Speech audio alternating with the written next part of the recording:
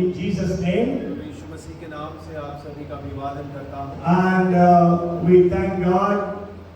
We are able to stand in the presence of God, sit in the presence of God to hear the word of God. और हम परमेश्वर का धन्यवाद करते हैं कि हम परमेश्वर की उपस्थिति में खड़े हैं, बैठे हैं, कि हम परमेश्वर की कलाम को सुन सकें। And last Sunday we started this message.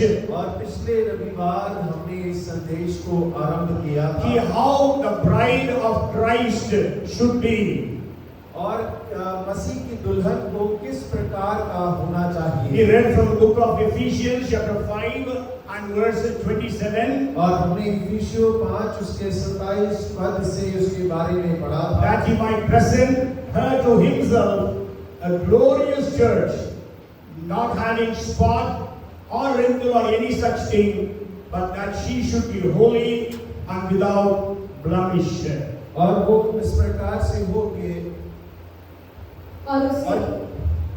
और उसे एक ऐसी तेजस्वी कलीसिया बनाकर अपने पास खड़ी करे जिसमें ना कलर, ना झुर्री, ना कोई और ऐसी वस्तु हो, वरन पवित्र और निर्दोष हो। So we know Jesus is coming back soon, और हम इस बात को जानते हैं कि यीशु मसीह बहुत जल्दी आने पर है and he is coming for a church which is glorious, और वो एक ऐसी कलीसिया के लिए आ रहा है जो तेजस्वी which कलीसिया है does not have any spot or wrinkle, और जिसके अंदर ना तो कोई दाग हो ना कोई झुर्री हो which is holy and without blemish. और वरन पवित्र हो और निर्दोष हो। And for that church, he compared with Israel.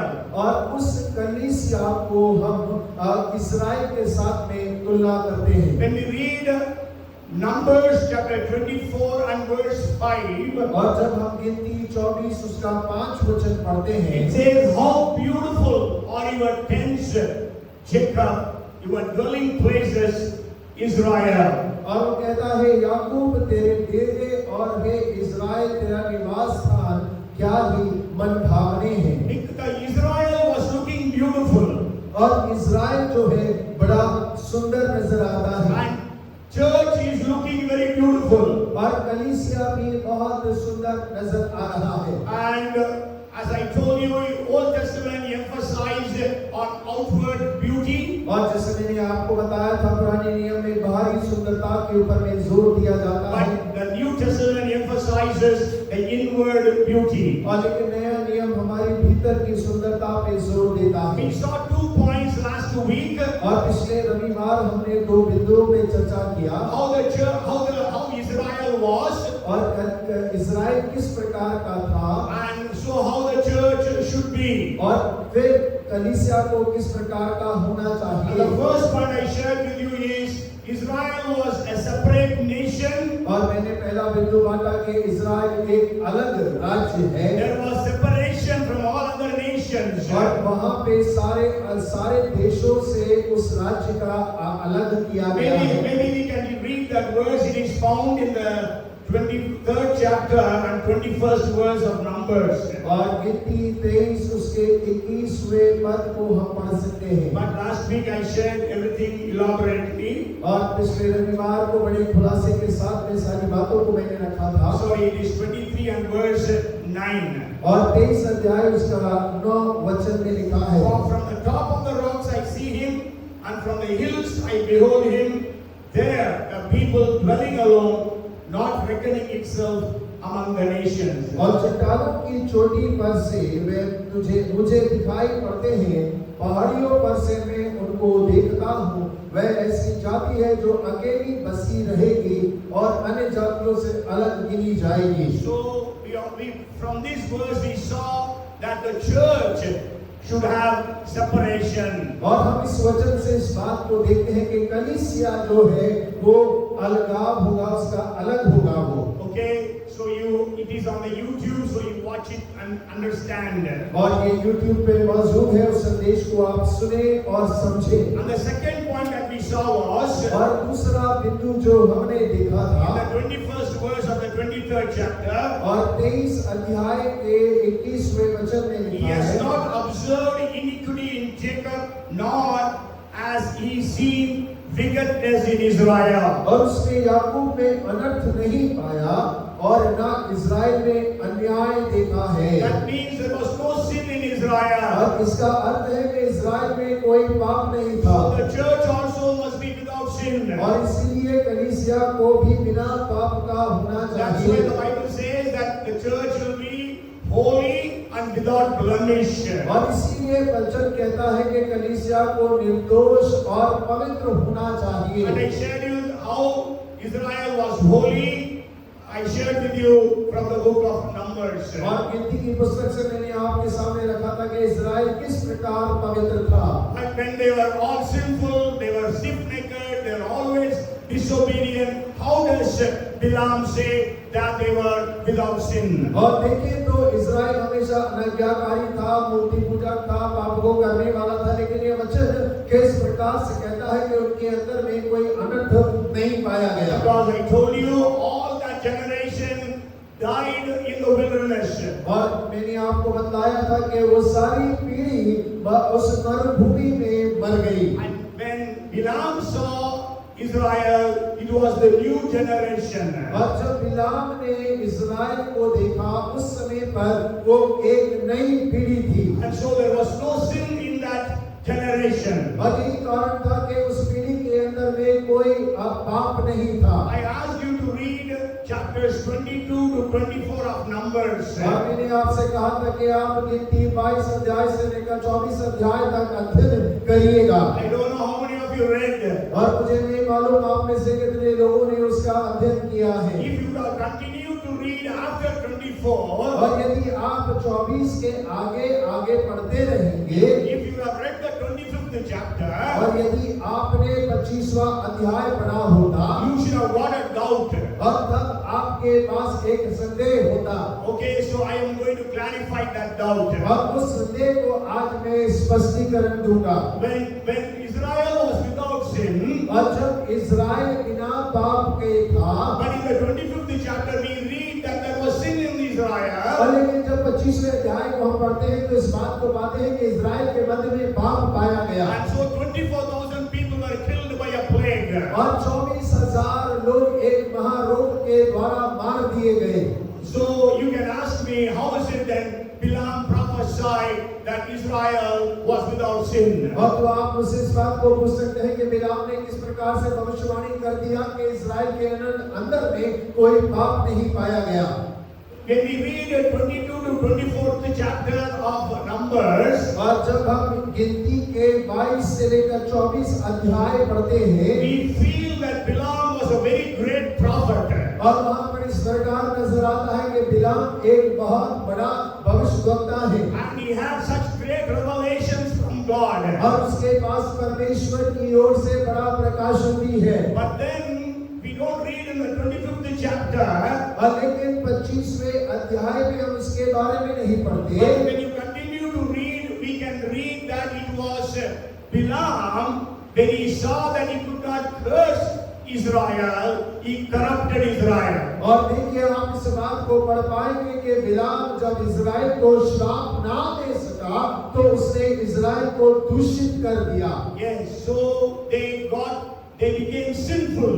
और यही कारण हुआ कि उनके मध्य में पाप उत्पन्न हो गया। So again God purified them. और इसके बाद परमेश्वर ने दोबारा से उन्हें शुद्ध किया। In the 26th chapter we read about the regenerated Israelites, their census.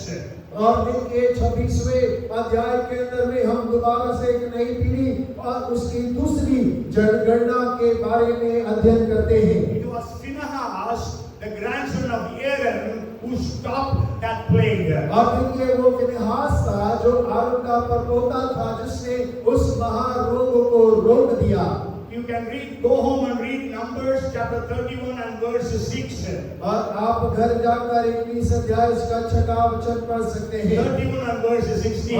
31 और उसका 16 वचन। There it actually says, look, these women caused the children of Israel through the counsel of Bilam to trespass against the Lord in the incident of Peor, and there was a plague among the congregation of the Lord. और वहाँ लिखा देखो बिलाम की सहमति से पोर के विषय में इस्राएलियों से यहोवा का विश्वासघात इन्हीं ने कराया और यहोवा की मंडली में मारी फैली। And in the New Testament, if you read about Balaam, और यदि नए नियम में हम बिलाम के बारे में अध्ययन करते हैं, 3 times the New Testament speaks about Balaam. और 3 बार नया नियम बिलाम के बारे में बात करता है। You go home and read 2 Peter chapter 2 and verse 15. और आप दूसरा पत्रस दूसरा अध्याय का 15 पद घर जाकर Then it पढ़िएगा। speaks about way of Balaam. और जहाँ पर वो बिलाम के मार्ग के बारे में बात करता है। Jude chapter 1 and verse 11 speaks about Balaam. और यहूदा 1:11 जो है बिलाम के बारे में बात It करता says है। about the error of Balaam. और वो बिलाम की गलत बातों के बारे में बात करता And है। Revelation 2 and verse 14 says और प्रकाशित वाक्य दूसरा अध्याय 14 वचन बोलता है the doctrine of Balaam. और वो बिलाम के सिद्धांतों के बारे में बात करता है। So the New Testament actually speaks against Balaam. और नया नियम बिलाम के विरोध में बातें करता है। In this I want to give you another information. और इसके साथ में एक और सूचना आपको प्रदान करना चाहता हूँ। Today if you see in the world, in the church, there are a lot of false prophets. और यदि आप संसार भर की कलीसियाओं में आज देखते हैं तो आप झूठे भविष्यवक्ताओं को पा पाएंगे। And I want to tell you, these false prophets did not start as a false prophet. और मैं आपसे इस बात को भी बताना चाहता हूँ कि ये झूठे भविष्यवक्ताओं ने जब आरंभ किया तब ये झूठे भविष्यवक्ता नहीं थे।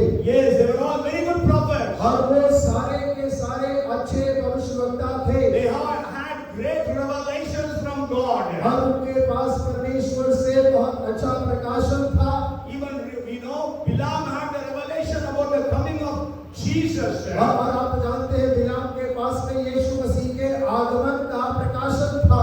God came to Balaam. और परमेश्वर ने बिलाम को मारा। He came to Balaam. और बिलाम को मारने के लिए आया। Came. और परमेश्वर बिलाम बार-बार बिलाम के पास आता था. और बार-बार परमेश्वर बिलाम से मुलाकात के लिए आता। Yes, God used to speak to him, give him revelations. और परमेश्वर से आमने सामने बात करके प्रकाशन दिया करता। But then he became a false prophet. लेकिन फिर भी वो एक झूठा भविष्यवक्ता बन गया। Okay, the first thing that we need to see in the churches is churches should have separation. और देखिए सबसे पहली बात जो हमें कलीसिया के अंदर में देखना है वो है कि कलीसिया अलग होना चाहिए। And the second one is the church must be holy and pure. और दूसरा है कि कलीसिया को पवित्र और निर्दोष होना चाहिए। So that the 2 points I shared last Sunday. और 2 बिंदुओं को पिछले रविवार मैंने आपके साथ बांटा था। There are 2 more points. और 2 और बिंदु हैं। Let me see whether I can be able to complete both the points or one point I complete today. और मैं देखना चाहूंगा कि मैं दोनों बिंदु समाप्त कर पाता हूं या एक बिंदु ही समाप्त कर पाता हूं। Let's read again from the book of Numbers chapter 23 and verse 21. और आइए 23वां अध्याय गिनती का उसका 21वां पद हम देखते The हैं। last part says, और उसका अंतिम भाग इस प्रकार से कहता and है, the shout of a king is among them. और उनमें राजाओं की सी ललकार होती है। Come, let us pray. और आइए हम प्रार्थना करें। Father, in the name of Jesus, we pray that you will speak to every one of us. पिता यीशु के नाम से हम प्रार्थना करते हैं कि आप हम में से हर एक जन से बात करने पाए। How we as a church should be. और हम कलीसिया के रूप में किस प्रकार से हमें होना चाहिए। Holy Spirit, पवित्र आत्मा you speak. आप हमसे बातें करें And we are willing to hear. और हम आपको सुनने के इच्छुक हैं। Bind the powers of darkness. और अंधकार के सामर्थ को हम बांध देते हैं। In Jesus' name we pray. और यीशु के नाम से प्रार्थना मांगते हैं। Amen. आमीन। So the third point we read here is, and the shout of a king is among them. और तीसरा बिंदु जो है कि उनमें राजा की सी ललकार होती है। See, there is a sound of the king, the Bible says. और बाइबल कहता है कि राजाओं की सी ललकार। If you read in the Old Testament, और यदि आप पुराने नियम में में पढ़ते हैं कि what God told Moses, और परमेश्वर ने मूसा से कहा whenever they used to take the ark of the covenant, और जब कभी तू वाचा के संदूक को आगे ले जाता है and also whenever you bring it back to its place, और या फिर या संदूक को उसके स्थान पर रखते हो so God told them to do one thing. और परमेश्वर ने उन्हें एक कार्य करने के लिए कहा We read about it in Numbers chapter 10 verses 35 and 36. और हम गिनती 10 उसके 35 और 36 में इस बात को पढ़ते हैं So it was whenever the ark set out that Moses said, rise up, O Lord, let your enemies be scattered, and let those who hate you flee before you. And when it rested, he said, return, O Lord, to the many thousands of Israel. और जब जब संदूक का प्रस्थान होता था तब तब मूसा यह कहा करता था हे यहोवा उठ और तेरे शत्रु तितर बितर हो जाएं और तेरे बैरी तेरे सामने से भाग जाएं और जब जब वह ठहर जाता तब तब मूसा कहा करता था हे यहोवा हजारों हजार इस्राएलियों में लौटकर आ जा So that's a very famous song. Let God arise, his enemies be scattered. और एक बड़ा प्रसिद्ध गीत है कि जब परमेश्वर खड़ा होता उसके शत्रु तितर बितर हो जाते हैं Let God arise, his enemies be scattered. और जब परमेश्वर उठता है उसके शत्रु तितर बितर हो जाते हिंदी में हैं भी है यहोवा उठे दुश्मन भी बिखर जाए है ना So whenever they used to go for war, they used to be a shout of these words. और जब कभी वे युद्ध के लिए जाते तब वो लोग इस वचन को पुकारते थे And when they get the ark of the covenant to its place in the tabernacle, और जब वाचा के संदूक में संदूक जो है तंबू में आया करता and they used to say, return, O Lord, to the many thousands of Israel. और तब वो कहा करते थे हजारों हजार इस्राएलियों में लौटकर आ जा प्रभु Anybody remembers one of the worship leaders maybe 2 or 3 weeks back sang this song. और किसी को याद है कि 2-3 हफ्ते पहले एक आराधना के अगुवे ने इस गीत को गाया था ये लश्कर पे रब आए संदूक तो हजारों में लौट गया. So this it is according to these words, but it is in Urdu language. Okay, so there used to be a shout of victory, shout of the king among the people of Israel. और इस्राएल के मध्य में एक जय का ललकार होता था राजाओं के ललकार हुआ करता था There are a lot of verses, but I will just share one verse from the book of 1 Samuel chapter 4 and verse 5. और बहुत सारे वचन हैं लेकिन एक ही वचन को बांटना चाहूंगा पहला सामुएल उसका 4 अध्याय और 5वां पद When the ark of the covenant of the Lord came into the camp, all Israel shouted so loudly that the earth shook. और जब यहोवा का वाचा का संदूक छावनी में पहुंचा तब सारे इस्राएली इतने बल से ललकार उठे कि भूमि गूंज उठी So they all shouted, the earth shook. और देखिए वे सब इतने जोर से ललकारे कि भूमि जो है वो कांप उठी So the church should have the shout of the king. और कलीसिया के अंदर में राजा की ललकार होना चाहिए What will you compare the church to have the sound, the shout of the king? और वो कलीसिया के अंदर में किस बात को राजा की ललकार से तुलना किया गया है 3 things और 3 बातें you can compare with the shout of the king in the New Testament. और जिसको हम राजा की ललकार के साथ में तुलना कर सकते हैं Anybody wants to guess? We do every Sunday. और हम हर एक रविवार उस कार्य को करते We हैं do all those 3 things. और वो तीनों बातों को हम हर रविवार कलीसिया में करते हैं Okay, praise and worship. और स्तुति आराधना Very good.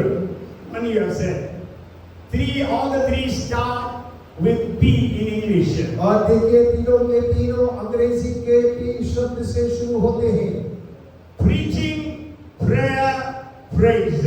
और प्रचार, प्रार्थना और स्तुति। Okay, what is the sound of the king for the church today? और आज के समय में राजा की ललकार कलीसिया में क्या है? When we read Matthew chapter 10 and verse 27, और जब हम मत्ती 10 उसके 27 को पढ़ते हैं, it says, Jesus said to his disciples, whatever I tell you in the dark, speak in the light, and what you hear in the ear, preach on the housetops. जो मैं तुमसे अंधियारे में कहता हूँ उसे तुम उजियारे में कहो, और जो कानों कान सुनते हो उसे छत पर से प्रचार करो। Yes, so prachar, preaching. The first sound of the church is preaching. और देखिए पहला कलीसिया की जो ललकार है वो प्रचार है। Okay, on the day of Pentecost, what did Peter do? और पेंतिकोस्त के दिन में पतरस ने क्या किया? He preached the word. और उसने वचन का प्रचार किया। I was thinking, और मैं सोच रहा था, at least 3,000 people gathered. और कम से कम 3,000 लोग इकट्ठा हुए। And Peter had such a voice that could reach all the 3,000 men and women who had gathered. और पतरस के पास में ऐसी आवाज थी कि करीब 3,000 स्त्री पुरुषों तक उसकी आवाज पहुंच पा रही थी। With all these modern facilities of mics and PA system, we cannot reach out. और देखिए आज के आधुनिक संसार के अंदर में जब हमारे पास इतनी सुख सुविधाएं हैं, लेकिन फिर भी हमारी आवाज लोगों तक नहीं पहुंच पा रही है। So preaching. और प्रचार। So what is to be happening in the church? और कलीसिया के अंदर में क्या होना चाहिए? There should be preaching of the word. और वहाँ पे कलीसिया में वचन का प्रचार होना चाहिए। When we read Matthew 24 and verse 14, और जब मत्ती 24 उसका 14 पढ़ते हैं, this gospel of the kingdom will be preached in all the world as a witness to all nations, and then the end will come. और राज्य का यह सुसमाचार सारे जगत में प्रचार किया जाएगा कि सब जातियों पर गवाही हो, और तब अंत आ जाएगा। And you know, Paul says in 1 Corinthians 9 and verse 16, और आप जानते हैं पहला कुरिन्थियों 9 उसके 16 में पौलुस क्या कहते हैं? he says, woe unto me if I do not preach the gospel. और वो कहता है यदि मैं सुसमाचार का प्रचार ना करूं तो मुझ पर हाय। So how many of us are preaching the gospel to the people? और तो फिर हम में से कितने लोग आज लोगों को सुसमाचार प्रचार करते The हैं? first century church was preaching the gospel to everyone. और पहली सदी का कलीसिया हर एक जन को सुसमाचार प्रचार करता It था। was not only the apostles who preached. और केवल प्रेरितों ने ही प्रचार नहीं किया। You know, Stephen and Philip were called to serve tables. और स्तिफनुस और फिलिप्पुस को भोजन परोसने के लिए बुलाए गए थे। We read about it in the 6th chapter. और उसका प्रेरितों के काम 6वें अध्याय में हम पढ़ते But हैं। when we read the 6th chapter and the 8th verse, और जब हम 6वें अध्याय का 8वां वचन पढ़ते it हैं, speaks about Stephen. और वो स्तिफनुस के बारे में चर्चा करता है। It says, and Stephen, full of faith and power, did great wonders and signs among the people. और वहाँ स्तिफनुस के बारे में लिखा है, स्तिफनुस अनुग्रह और सामर्थ से परिपूर्ण होकर लोगों में बड़े बड़े अद्भुत काम और चिन्ह दिखाया करता था। And I told you, Stephen was the one who preached the longest sermon, written sermon in the book of Acts. और जैसा मैंने आपको पहले बताया है कि स्तिफनुस एक वो व्यक्ति है जिसका सबसे लंबा लिखित सुसमाचार है जो प्रेरितों में पाया जाता है। In the 7th chapter. और 7वें अध्याय के अंदर में And Philip was called to serve the tables. और फिलिप्पुस जो है वो भोजन परोसने के लिए बुलाया गया था। When the church in Jerusalem was scattered all over, और जब यरूशलेम की कलीसिया तितर-बितर हो गई, Philip went to Samaria और फिलिप्पुस समारिया में गया and he preached the gospel there. और जाकर उसने वहां पर सुसमाचार का प्रचार So we किया। can say that Philip preached in the city, और हम इस बात को कह सकते हैं कि फिलिप्पुस ने शहर में प्रचार किया wilderness. और हम इस बात को पढ़ते हैं कि स्वर्गदूत ने उससे कहा उठ और जाके उस मरुभूमि में चला जा। And then the Holy Spirit tells him to join with the chariot. और उसके बाद पवित्र आत्मा ने कहा कि रथ के साथ में हो ले। So Philip preached to preached in the wilderness. और फिलिप्पुस ने उस मरुभूमि जंगल में भी प्रचार किया। Yes, in the city as well as in the wilderness. और शहर और मरुभूमि दोनों में प्रचार किया। And he preached as he was traveling. और जब वो यात्रा कर रहा था तब उसने प्रचार किया। 8:40 we read that. और ये प्रेरित 8:14 में 40 में पढ़ते हैं। And also he preached to his own family. और उसके साथ साथ उसने अपने परिवार को भी प्रचार किया। We read about it in 21st chapter verses 8 and 9. और 21वें अध्याय के 8 और 9 में हम पढ़ते The हैं। Bible says he had 4 virgin daughters and all of them were prophesying. और बाइबल कहता है कि उसकी 4 कुमारियां बेटी थी और चारों के चारों नबिया थी। So it was not just the apostles who were preaching, but the entire church was preaching. और देखिए केवल प्रेरित ही प्रचार नहीं करते थे लेकिन पूरी कलीसिया मिलकर प्रचार करता था। When we read the 8th chapter and the 4th verse, और जब 8 अध्याय के 4थे वचन को अगर आप पढ़ेंगे when the church was scattered all over, और जब पूरी कलीसिया तितर-बितर हो गई, it says, therefore those who were scattered went everywhere preaching the word. और वहाँ पर लिखा है जो तितर-बितर हुए थे वे सुसमाचार सुनाते हुए फिरे। So they were preaching the word. और वो वचन का प्रचार करते। So we also need to preach the word of God. और हमें भी परमेश्वर के वचन के प्रचार करने की आवश्यकता है। You may not be able to preach from the pulpit. और केवल जरूरत नहीं है कि मंच से ही आप प्रचार करें। Actually, there are 2 Greek words. One is speaking about preaching from the pulpit.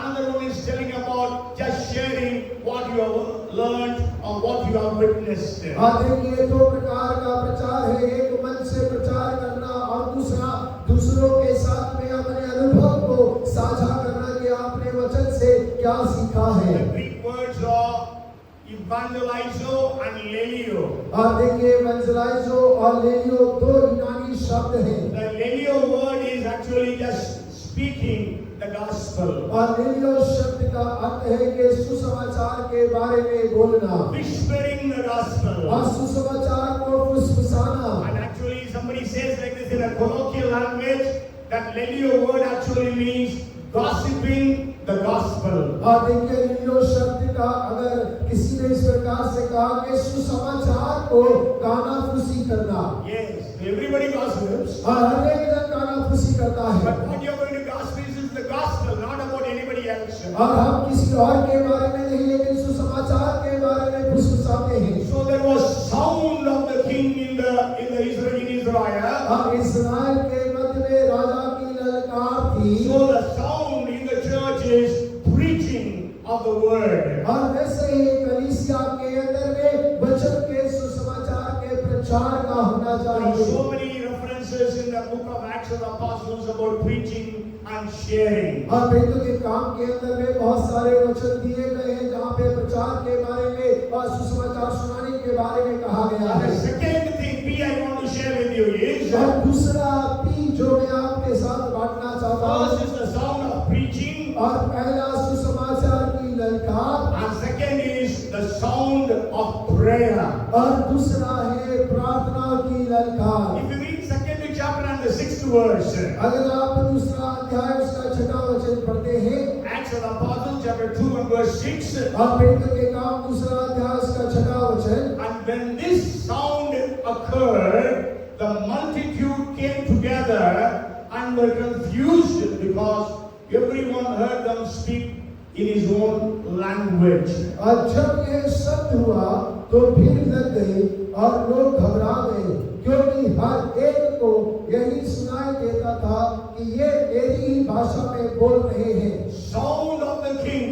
और राजा की ललकार। On the first day when the church was started, there was sound that people heard. और देखिए पहला दिन कलीसिया आरंभ होने का एक ऐसी ललकार जब सब लोगों ने अपनी ही भाषा में सुना। You know, the Jewish believers, means not Christians, Jewish believers, need to be in Jerusalem at the temple for 3 festivals. और आप जानते हैं जो यहूदी मत के लोग हैं उन्हें यरूशलेम में 3 पर्व में होना अवश्य है। What are those festivals? और वो कौन-कौन से पर्व हैं?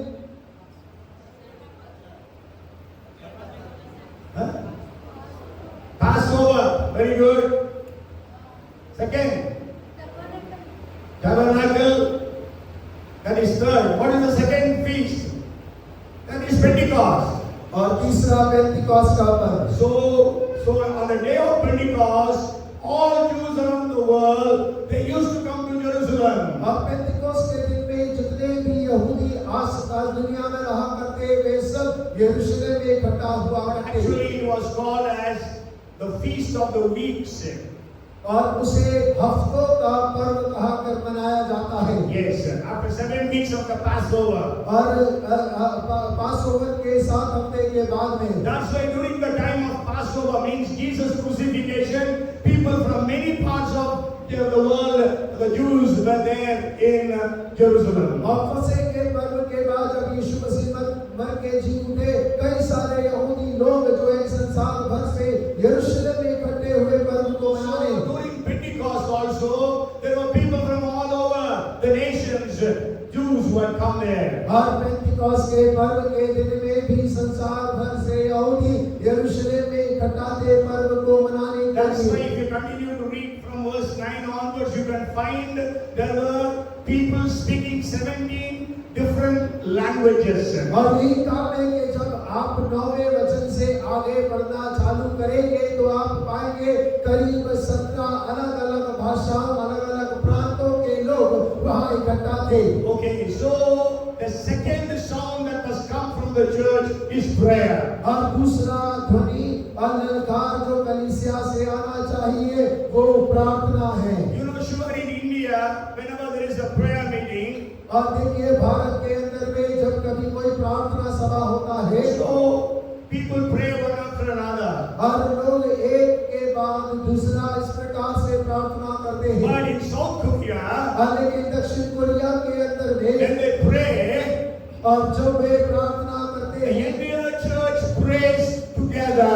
और पूरी की पूरी कलीसिया एक साथ प्रार्थना करता है। So people can hear a great noise coming from the church building. और तो लोग जो है जो बाहर है कलीसिया के वो लोग इस एक आवाज को सुनते हैं जो एक बड़ी ध्वनि के रूप में कलीसिया से निकल कर बाहर आता है। Sure, they pray in that way, but we pray in this way. और हो सकता है वो लोग इस रीति से प्रार्थना करते हो लेकिन हम लोग इस रीति से प्रार्थना करते But हैं। God hears our prayers. लेकिन परमेश्वर हमारी प्रार्थना को सुनते हैं। And last week we saw that we have to pray for all men. और देखिए पिछले हफ्ते हमने देखा कि हमें सभी पुरुषों के लिए प्रार्थना करने की 1 आवश्यकता Timothy है। chapter 2 and verse 1. और पहला तिमोथी दूसरा अध्याय का उसका पहला वचन When it says all men, it also includes women. और देखिए वहाँ तो पुरुष लिखा है लेकिन इसमें स्त्रियों को भी जोड़ सकते हैं। And we have to pray in every place. और हमें तो हर जगह प्रार्थना करना है। If you read 1 Timothy chapter 2 and verse 8, और पहला तिमोथी दूसरा अध्याय उसका 8 पद में लिखा है। it says, remember, sorry, 1 Timothy 2:8, yeah, right it is, but then I was reading it to Timothy. I desire therefore that the men pray everywhere, lifting up holy hands without wrath and doubting. और इसीलिए मैं चाहता हूँ कि हर जगह पुरुष बिना क्रोध और विवाद के पवित्र हाथों को उठाकर प्रार्थना किया करे। So we have to pray at all places. और हमें हर जगह प्रार्थना करना है। You pray in your offices. और आप अपने कार्यालय में प्रार्थना You pray करें। in the marketplaces. और आप अपने बाजारों में प्रार्थना करें। They may stop us from preaching, but they cannot stop us from praying. और वो हमें प्रचार करने से रोक सकते हैं लेकिन प्रार्थना करने से नहीं। Pray whenever there is time. और जब कभी समय मिले प्रार्थना करें। You know the people in South Korea, they pray every time. और Every time. साउथ कोरिया के लोग हर समय प्रार्थना करते हैं। You know every place. और हर जगह प्रार्थना Even in करते the हैं। lifts, elevators, they keep on praying. और जब वो लिफ्ट में होते हैं तब वो निरंतर प्रार्थना As करते they रहते walk हैं। to their offices, they keep on praying. और जब वो अपने कार्यालय की ओर जाते हैं तो प्रार्थना करते हुए जाते हैं। They, as they travel in the bus कभी बस में यात्रा कर रहे हैं तो वो प्रार्थना करते हुए जाते हैं। So pray all places. और हर जगह प्रार्थना करें। Bible says we have to pray always. और बाइबल कहता है कि सदा प्रार्थना करते रहो। Pray without ceasing. 1 Thessalonians 5:17. और पहला थिस्सलुनीकि 5:17 में लिखा है निरंतर प्रार्थना करते रहो। And in Luke chapter 18 and verse 1, Jesus said, you have to pray always and should not be discouraged. और लूका 18:1 में कहा निरंतर प्रार्थना करें और निरुत्साहित ना होना। And Philippians 4:6 says, we have to pray for all things. और फिलिप्पियों 4:16 कहता है कि हमें हर एक बातों के लिए प्रार्थना करना In है। Acts chapter 1 and verse 14 we read, और प्रेरितों के काम 1:14 में हम पढ़ते हैं these all continued with one accord in prayer and supplication with the women and Mary, the mother of Jesus, and with his brothers. वे सब कई स्त्रियों और यीशु की माता मरियम और उसके भाइयों के साथ एक चित्त होकर प्रार्थना में लगे रहे। So they were praying. और वो प्रार्थना कर रहे थे। Second chapter verse 1. और दूसरा अध्याय पहला वचन। When the day of Pentecost had fully come, they were all with one accord in one place. और जब पेंतिकोस्त का दिन आया तब वे सब एक जगह एक मन से इकट्ठे थे। So we need to pray always. और हमें हर समय प्रार्थना करने की आवश्यकता है। God is a prayer answering God. हमारा परमेश्वर उत्तर देने वाला परमेश्वर है। Pray for your needs. और अपने जरूरतों के लिए प्रार्थना Pray करें। for the needs of the nation. और देश की जरूरतों के लिए प्रार्थना Pray करें। for the needs of your neighbors. और अपने पड़ोसियों की जरूरतों के लिए प्रार्थना करें। Pray for the salvation of the city.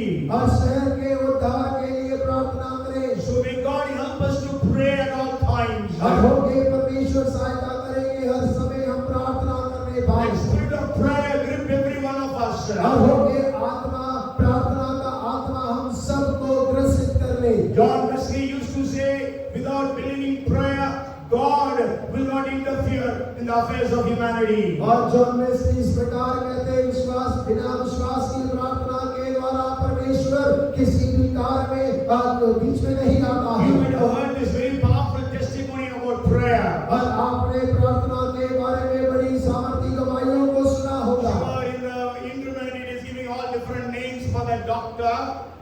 All different names for that doctor. और उस डॉक्टर के लिए बहुत सारे अलग-अलग नाम दिए जाते हैं। Okay, some people say his name is Dr. Ahmad. He was a Christian, but they say Muslim name they give. और देखिए वो एक मसीह डॉक्टर है लेकिन कई सारे लोग उन्हें एक मुस्लिम नाम देते हैं। Somebody says he's Dr. Mark, somebody says Dr. Morgan.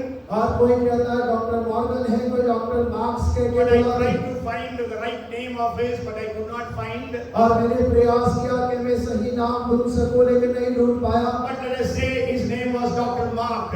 और कहते हैं चलिए उसका नाम डॉक्टर मार्क था। And he was the famous oncologist, cancer specialist of the United States. और वो अमेरिका में एक बड़े प्रसिद्ध कैंसर के डॉक्टर थे। And because of his discoveries, the government one of the universities wanted to award him with a special award. और उनकी कई सारी खोजों के कारण एक यूनिवर्सिटी उनको एक पुरस्कार से सम्मानित करना चाहता So था। he ordered the flight to go there.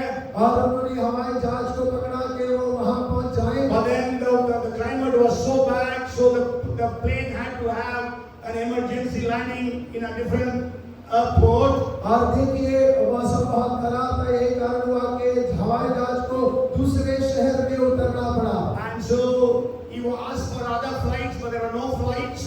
और उसने दूसरे हवाई जहाज को खोजने का प्रयास किया लेकिन उस स्थान के लिए कोई हवाई जहाज उसे ना मिला। The airport manager said, no possibility of any flights today. Maybe we can arrange for you a taxi. और उन्होंने कहा कि आज संभव नहीं है कोई हवाई जहाज मिलने का, लेकिन हम प्रयास करेंगे कि आपके लिए कोई टैक्सी का योजना कर दी जाए। That's not the story. He had a taxi and he was trying to go to that another city. और उसने टैक्सी को पकड़ा और दूसरे शहर में जाने के लिए यात्रा आरंभ किया। But on the road, the GPS failed and the taxi driver could not find the roads and they missed the road. और रास्ते में जीपीएस फेल हो गया, वो रास्ते को नहीं पकड़ पाए, ड्राइवर सही स्थान पे नहीं पहुंच पाया और वो भटक गए। And it was heavily raining. और वहाँ पर बहुत बारिश हो रहा था। So the doctor Mark said to the driver, let's see if there is anybody, any place where there is any light burning. और डॉक्टर मार्क्स ने कहा ड्राइवर से कि देखो कोई जगह जहाँ पे लाइट जल रही हो वहाँ चलते हैं। So that we can go and call my people who have called me, telling them that I could not reach. और ताकि मैं वहाँ पे पहुँचकर अपने लोगों को सूचित कर सकूं कि मौसम की वजह से मैं पहुँच नहीं पा रहा हूँ। So he knocked at the door of that house. और उसने एक घर को जाके खटखटाया। Very thin lady, she came and opened.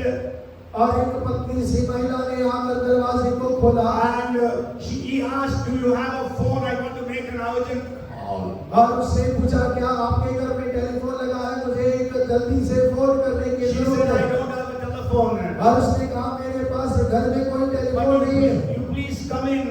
I will give you a towel, you wipe yourself, and I will make you coffee. You can have and rest for some time. और उसने कहा लेकिन आप बहुत गीले हो गए, आप अंदर आए, मैं आपको पहुंचने के लिए टॉवल देती हूँ, आपके लिए कुछ गर्म कॉफी बनाती हूँ, आप थोड़ा आराम करें। Then she said, this is my time of prayer, so I'm going to pray. और उसके बाद में उसने कहा ये मेरा प्रार्थना का समय है, मैं प्रार्थना करने जा रही हूँ। And she was praying. और वो प्रार्थना कर रही थी। And next to that, she was praying next to a bed. In the bed, she saw there was a lean, thin boy, and he was groaning. और उसने देखा कि और एक बिस्तर के बाजू में वो प्रार्थना कर रहे, उस बिस्तर पे एक जवान पड़ा हुआ है जो पतला है, बहुत बीमार पड़ा है। And after she finished her prayer, और जब उसने प्रार्थना समाप्त कर ली, so there will be sound of prayer in the families. Sound of prayer in the families. अब परिवार के अंदर में प्रार्थनाओं की ललकार। And so when this lady came to him, और वो महिला उसके पास में आती है, and she said, who is that? Who is lying there? और उस डॉक्टर ने पूछा बिस्तर पे कौन पड़ा है? And she said, that is my son. He is 10 years old. और उसने बताया कि मेरा बेटा है जो 10 वर्ष का है। And what were you praying? और किस बात के लिए तुम प्रार्थना कर रही हो? He is suffering from cancer. और उसने कहा कि मेरा बेटा जो है वो कैंसर से पीड़ित है। And I heard there is one Dr. Mark और मैंने सुना है कि एक डॉक्टर मार्क नामक एक डॉक्टर है in Chicago. और शिकागो के अंदर में। Only he can treat him. और केवल वही मेरे बेटे का इलाज कर सकता I है। don't have that money. अब मेरे पास में पैसा नहीं है। I am praying, Lord, somehow help me to meet that doctor and get my son healed. और मैं प्रार्थना कर रही हूँ परमेश्वर, आप कोई ना कोई मार्ग निकालिए ताकि मैं उस डॉक्टर से मुलाकात कर सकूं और मेरे बेटे का इलाज कराने पाऊं। Tears were rolling down from the eyes of that doctor. और उस डॉक्टर के आंखों से इन बातों को सुनकर आंसू बहने लगे। He was not a believer. He was not believing in God also. और वो कोई विश्वासी नहीं था, वो परमेश्वर पर विश्वास भी नहीं करता था। And then he said, your God is great. और वो वहाँ कहता है कि तुम्हारा परमेश्वर महान परमेश्वर है। I am that Dr. Mark. और मैं वही डॉक्टर मार्क हूँ। I was thinking, how is it this today? I had so many obstacles and I could not reach my place of destination. और मैं सोच रहा था कि आज इतनी सारी परेशानियां क्यों हैं कि मैं अपने मंजिल तक नहीं पहुंच पा रहा हूँ। Hallelujah! Hallelujah! आइए जोरदार तालियां बजाएं। And he said, your God is a prayer answering God. और उस डॉक्टर ने कहा कि तुम्हारा परमेश्वर तो प्रार्थना का उत्तर देने वाला परमेश्वर है। So that doctor got the bookings for the mother and the child, took them to Chicago, treated him without any paisa, and that boy was healed. और उस डॉक्टर मार्क ने उसकी माता और बेटे के लिए टिकट बुक किया शिकागो के लिए और बिना पैसे लिए उनका इलाज किया। So the first sound of the king is prayer by preaching in the church. और देखिए राजाओं की ललकार आज कलीसिया में सबसे पहले वो है वचन का प्रचार। The second is prayer. और दूसरा प्रार्थना। And the third is praise. और तीसरा परमेश्वर की स्तुति है। You know, when we read Acts chapter 2 and verse 12, और जब हम प्रेरितों का काम दूसरा अध्याय उसका 12 वचन पढ़ते हैं 11th verse, और 11 वचन पढ़ते हैं it says, Cretans and Arabs, we hear them speak in our own tongues the wonderful works of God. और वहां का अर्थात यहूदी और यहूदी मत धारण करने वाले क्रेती और अरबी भी परंतु अपनी अपनी भाषा में परमेश्वर के बड़े बड़े कामों की चर्चा सुनते हैं। And we know the very famous verse of 16:25 of Acts. और प्रेरित 16:25 का बड़ा प्रसिद्ध वचन हम जानते But हैं। at midnight, Paul and Silas were praying and singing hymns to God, and the prisoners were listening to them. और आधी रात के लगभग पौलुस और सिलास प्रार्थना करते हुए परमेश्वर के भजन गा रहे थे और कैदी उनकी सुन रहे थे। God told Joshua to go around Jericho for 6 days, once a day, and on the 7th day, 7 times, and then the priest will blow the trumpet, and everyone must make a joyful shout. और हम सब इस बात को जानते हैं कि परमेश्वर ने यहोशू से कहा कि पूरी मंडली को लेकर 6 दिन एक चक्कर लगाकर और 7वें दिन 7 चक्कर लगाने के पश्चात में याजक लोग तुरी बजाए और पूरी मंडली जय जयकार की ललकार लगाए। And we know that Jericho walls broke down. और हम जानते हैं कि एरियो की दीवार ध्वनि से गिर गया। Without any weapons, they broke down. The walls of Jericho broke down. और बिना किसी हथियार के उपयोग के उन्होंने एरियो की दीवार को तोड़कर गिरा When दिया। Paul and Silas were praising the Lord, और जब पौल और सिलास परमेश्वर की स्तुति गा रहे we know थे there was an earthquake. और हम जानते हैं कि वहाँ पर एक भूडोल हुआ All the doors of the prison were opened. और सारे के सारे बंदी गृह के दरवाजे खुल गए All the chains were broken. और सारे के सारे बंधन खुल पड़े। Not only of Paul and Silas, but of all the prisoners. और केवल पौल और सिलास के नहीं लेकिन हर एक कैदी के बंधन खुल गए। See, when we pray, we bring down the blessings of God. और जब हम प्रार्थना करते हैं तब हम स्वर्ग की आशीषों को ले आते हैं। But when we praise and worship, और जब आप स्तुति आराधना करते we हैं bring God down.